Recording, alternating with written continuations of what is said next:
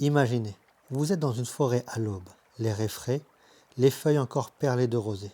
Le silence est rompu par une note claire, puis une autre. En quelques instants, un merle noir entend une mélodie riche et vibrante. Ce n'est pas juste un chant pour nous émerveiller, c'est un message. Un territoire à défendre, une femelle à séduire, un rival à avertir. Que racontent ces oiseaux à travers leurs chants? Pourquoi ces mélodies nous fascinent-elles autant?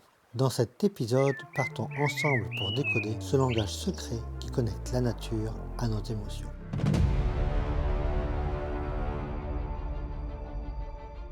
Bonjour à tous et bienvenue sur Akawai. Je m'appelle Aurélien, photographe animalier et naturaliste autodidacte. Une fois par mois, nous découvrirons ensemble dans ce podcast sauvage des informations incroyables sur la faune et la flore qui nous entourent. Aujourd'hui, nous allons voir le langage secret des oiseaux entre chant et comportement.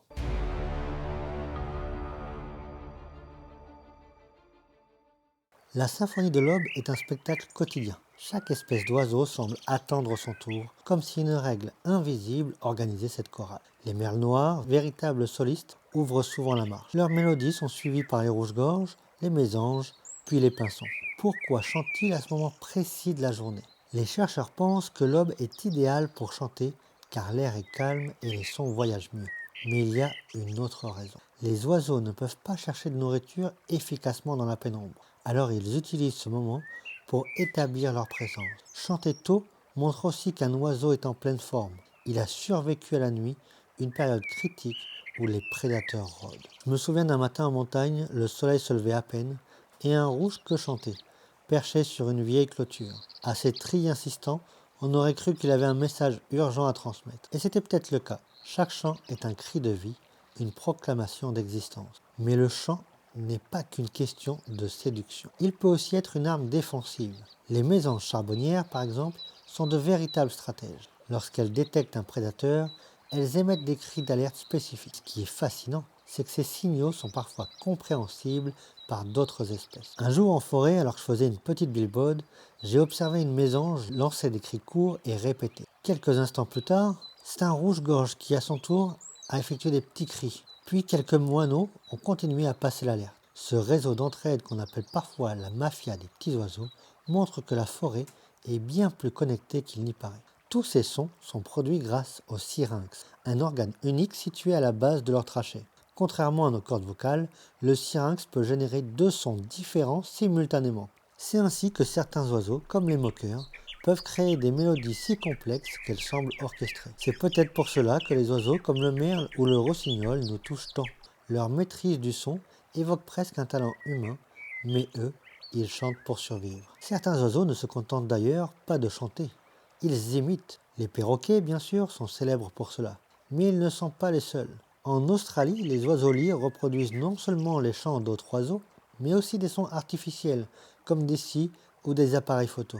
Vous avez sûrement déjà vu la vidéo de ce petit étourneau qui reproduit à la perfection le son d'un célèbre robot, R2D2. On raconte même qu'en Écosse, les étourneaux imitaient la sonnerie d'un téléphone portable. Pendant des semaines, les habitants du village ont cru recevoir des appels imaginaires jusqu'à ce qu'ils découvrent la source de ce malentendu sonore perché sur un toit. Alors pourquoi les oiseaux imitent-ils? Eh bien cela sert souvent à marquer un territoire ou à impressionner une partenaire. Chez certaines espèces comme les étourneaux, les mâles qui imitent le plus de sons différents sont souvent les plus populaires auprès des femelles. C'est un peu comme si, dans le monde des oiseaux, la créativité et l'originalité étaient des atouts majeurs pour réussir sa vie. Un autre aspect fascinant du langage des oiseaux est la notion de dialecte. Chez les pinsons zébrés, par exemple, les mélodies varient d'une région à l'autre. Cela signifie qu'un oiseau élevé loin de sa zone d'origine pourrait avoir du mal à se faire comprendre. On a remarqué que sur une île bretonne, les goélands d'une colonie avaient des cris légèrement différents de ceux d'une colonie voisine. Ce phénomène bien documenté chez de nombreuses espèces montre à quel point le langage des oiseaux est influencé par leur environnement. Alors comment les jeunes oiseaux apprennent-ils?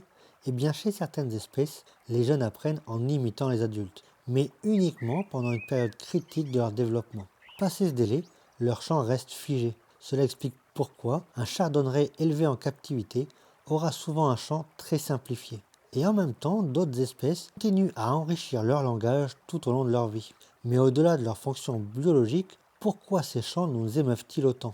Des études en neurosciences ont montré que le chant des oiseaux active les mêmes zones du cerveau que la musique chez les humains. Ces sons évoquent un sentiment de calme, de connexion, voire de nostalgie. Je me souviens d'une soirée d'été où un petit troglodyte mignon chantait alors que la nuit tombait, perché sur son piquet. Ce chant si pur semblait suspendre le temps. Je n'ai pas pu me résigner à rentrer avant qu'il ait eu fini son chant. Certains pensent que notre fascination pour les chants d'oiseaux vient de nos origines. Lorsque nos ancêtres vivaient en pleine nature, ces sons signalaient souvent un environnement sûr et accueillant ou, à contrario, un danger approchant. Quoi qu'il en soit, les chants et comportements des oiseaux sont un véritable trésor de la nature, mélange de science et de poésie. Pour prolonger cette découverte, je vous invite à tester vos connaissances avec ma playlist YouTube de Blind Test sur les chants d'oiseaux. Rejoignez également la communauté Akawal directement sur YouTube pour partager votre passion et explorer d'autres merveilles de la nature. N'hésitez pas à partager ce podcast, prenez soin de vous et de la nature.